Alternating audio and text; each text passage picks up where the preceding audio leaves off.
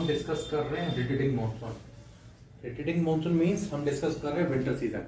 India में winter season means somewhere around October till February. Now understand one thing, October के बाद सन का focus southern hemisphere की तरफ होना स्टार्ट हो जाता है।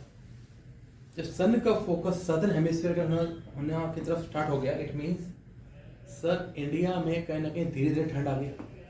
ठंड आने की वजह से इंडियन लैंड मास पे क्या हाई प्रेशर बनना स्टार्ट हो गया।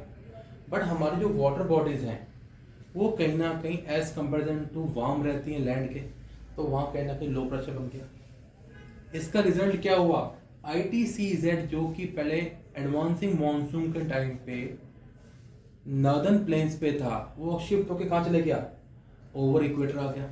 उसका रिजल्ट क्या हुआ, north east trade wind active हो गई।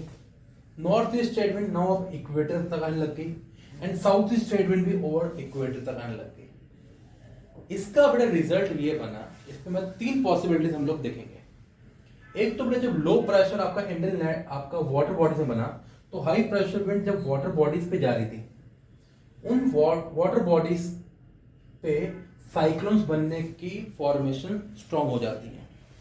हम पहले डिस्कस कर चुके हैं साइक्लोन फॉर्मेशन बेटा क्या था, लो प्रेशर वाटर बॉडी में बन रहा है, तो हाई प्रेशर विंड्स जो आपकी लैंड से आ रही हैं वो लो प्रेशर के अराउंड घूमेंगी एंड जो वो वाटर बॉडीज के थ्रू विंड निकल रही है मॉइस्चर गेन करके कहीं ना कहीं उनके अराउंड स्पिल करेंगी एंड क्यूमुलो निम्बस क्लाउड बना के रेनफॉल करेंगी। एंड जो साइक्लोन्स की जो मूवमेंट है ईस्ट टू वेस्ट रहती हैं, और जब वो ईस्ट टू वेस्ट मूवमेंट की फॉर्म में चलते हैं तो अल्टीमेटली क्या करते हैं, they bring heavy destruction on the coastal areas as well they bring heavy rainfall. एक पॉइंट। सेकेंड पॉइंट हम क्या डिस्कस कर रहे हैं, हमने बोला भी north east trade wind active होगी।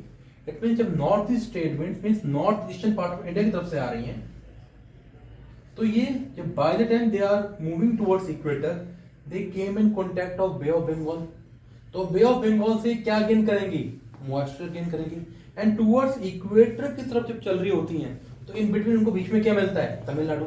तमिलनाडु पे क्या करता है, तमिलनाडु पे ये north east trade wind excessive क्या करेंगी, रेनफॉल लेके आएंगी। इसका रिजल्ट क्या होगा, तमिलनाडु में एक्सेसिव रेनफॉल आती है। तो अभी हमने क्या पहले पढ़ा था कि तमिलनाडु में जो मानसून के टाइम पे रेनफॉल नहीं आती, रिट्रेटिंग मानसून के टाइम पे हैवी रेनफॉल आती है, और रेस्ट ऑफ इंडिया में इस वक्त कहीं ना कहीं रेनफॉल नहीं आती। Now third most important point, role of jet stream.